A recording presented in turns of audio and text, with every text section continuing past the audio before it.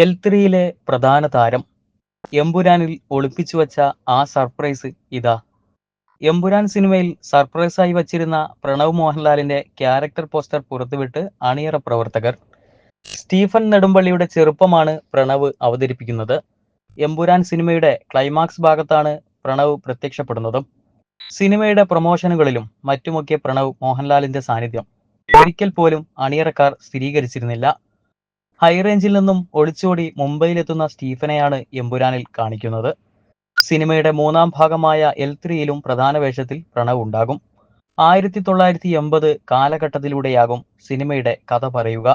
അതേസമയം എമ്പുരാൻ ആഗോള കളക്ഷനിൽ 200 കോടി പിന്നിട്ടു. കേരളത്തിൽ നിന്ന് മാത്രം ചിത്രം 4 ദിവസം കൊണ്ട് വാരിയത് 50 കോടിയാണ്. കേരളത്തിൽ ഏറ്റവും വേഗത്തിൽ 50 കോടി നേടുന്ന ചിത്രമായും എമ്പുരാൻ മാറി.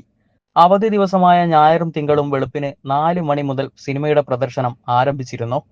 ഞായറാഴ്ച മാത്രം 10 കോടിക്ക് മുകളിൽ കളക്ഷൻ ലഭിച്ചു. ചൊവ്വാഴ്ചയും കളക്ഷനിൽ ഒരു കുറവുമില്ല.